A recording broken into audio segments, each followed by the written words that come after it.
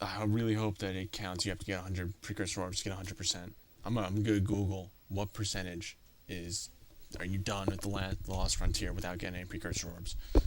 And it better be something like 60, because I'm not playing another like 6 hours of this game.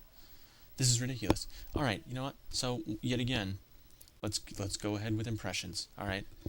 So far, I actually dislike it more. I'd actually dislike it now. I've gotten more cool powers. The shield, that's a unique idea. You can roll over Dark Eco. That's cool. The teleport, you have to teleport with idols, but still, that is pretty cool, and that could be useful. But to overdo it and make puzzles involving it, not to mention Dark Daxter. Why would you even have puzzles for Dark Daxter? And I can guarantee there's gonna be at least one more Dark Daxter scene, because that's like it's like, oh my god, Dark Daxter. That's so unique about the game that we did at High Impact Games. But Dark Daxter is so stupid. Like, I mean, some people, I actually thinking about this right now. Some people might not care what I think. I'll be watching the LP just to see the game. So I mean, you can just skip this part. Like, I mean, I still want to hear. I mean, anyone who's not played it just watching the LP, I still would like to hear your impressions of the game. Like, I mean, I'm telling you the whole time, this is stupid. But I mean, if you see it a different way, like you think, well, yeah, the puzzles are kind of cool. Yeah, that's cool. That's okay. If you like puzzles, I mean, I like some puzzles, but to create Dark Daxter puzzles with like spider webs and throwing spiders forms a web that doesn't make any sense. I mean, just I don't know. I just don't know. I mean, the story just got so convoluted. First of all, still haven't seen the Count or the Duke or whatever he was, the guy that first rescued us, the first ship we were on, which had all those orb hunts. Like, we have to go back there at least once in the game, or you're just supposed to know to do all those orb hunts, the first time you're there. I'm not doing them. I'm gonna tell you right now, I'm not gonna do any of the orb hunts. But if I can even go back there, like, what the hell? I can't believe this says that I've only been playing for 3 hours and 9 minutes. Oh my god. I cannot believe this says I've only been playing for 3 hours and 9 minutes, because that 3 hours and 9 minutes doesn't include cutscenes. There have been like 2 hours of cutscenes in this game, and the cutscenes are the best part of this game. But all of a sudden, it's like the king of the pirates is like, oh, I was part of the Europans. Which, are we supposed to know what Europans are? I'm guessing yes, somehow. I guess they fly ships and shoot people. I don't know. And then you find out that this weird guy is a Dark Eco Sage, yet the only Dark Eco Sage we knew was Gal and his sister Maya, and they could fly and could do all this cool stuff, like 400 years ago in the Jak world. I am flailing my arms like a maniac when I'm talking about this game.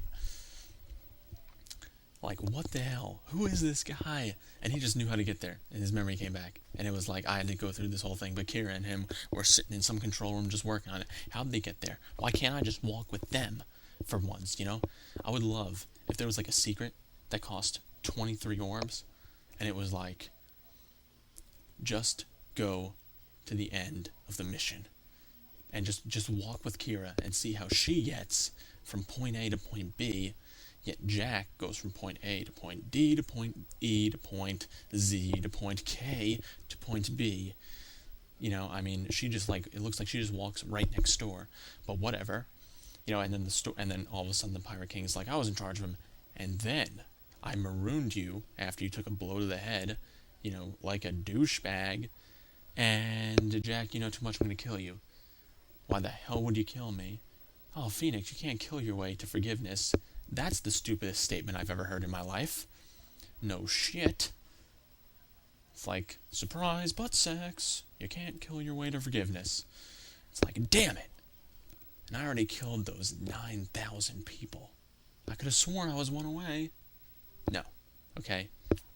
I'm just confused as shit right now. I don't know who the Europans are. I don't care who the Europans are. All of a sudden, at the end of that cutscene, Jak is like, let's kick some European ass. I don't know who they are, but you like my girl Kira, so you like me. I don't know. That cutscene was so weird.